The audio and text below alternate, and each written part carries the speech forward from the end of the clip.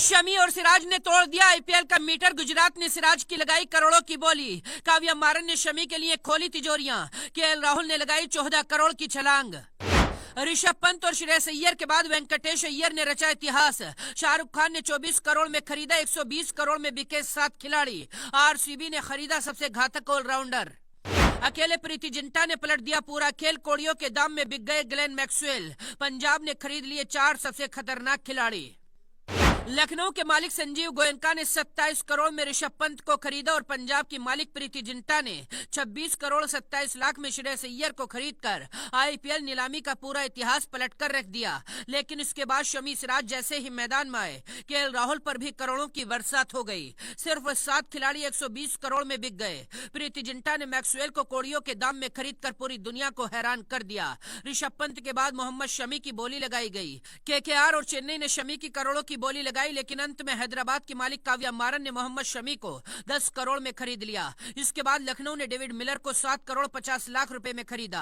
अब मैदान में मोहम्मद सिराज आते हैं। सिराज को खरीदने के लिए कई टीमों में जंग चलती रही, लेकिन आखिरी वक्त में गुजरात सिराज को खरीदने में कामयाब हो गई। गुजरात ने सिराज को 12 करोड़ 25 लाख में खरीदा है।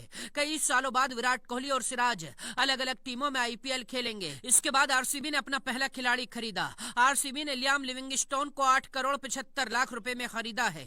इसके बाद केएल राहुल मैदान में आते हैं। लखनऊ का साथ छोड़कर आए केएल राहुल के लिए भी कई टीमें बोली लगाती रही, लेकिन अंत में दिल्ली कैपिटल के मालिक ने केएल राहुल को 14 करोड़ रुपए में खरीद लिया। अब माना जा रहा है केएल राहुल ही दिल्ली की कप्तानी करेंगे। इसके बाद मास्टरमाइंड चेन्नई ने मैदान में उतरकर बड़ा दांव चल दिए। चेन्नई ने सबसे पहले आरटीएम कार्ड के जरिए सचिन रविंद्र को सिर्फ 4 करोड़ रुपए में खरीद लिया। इसके बाद ड्वेन कॉनवे को चेन्नई ने 6 करोड़ 25 लाख में खरीदा। चेन्नई ने विस्फोटक बल्लेबाज राहुल त्रिपाठी को भी खरीदने का कामयाब फैसला लिया।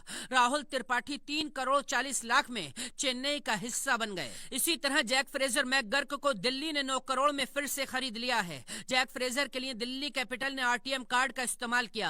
10 साल बाद अश्विन की भी दिल्ली में वापसी हो गई। चेन्नई ने अश्विन को 9 करोड़ 75 लाख रुपए में खरीदा है, लेकिन इसके बाद वो हुआ जिसकी किसी को भी उम्मीद नहीं थी। वेंकटेश अय्यर का नाम मैदान में आता है।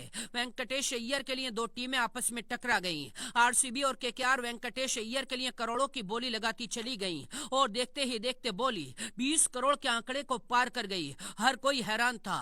अंत में वेंकटेश अय्यर को केकेआर ने 23 करोड़ 75 लाख रुपए में बड़ी बोली लगाकर खरीद लिया और पूरी दुनिया को चौंका दिया। फिर मैक्सवेल और स्टोइनिस की बोली लगी। दोनों ही खिलाड़ियों को पंजाब ने खरीदा है।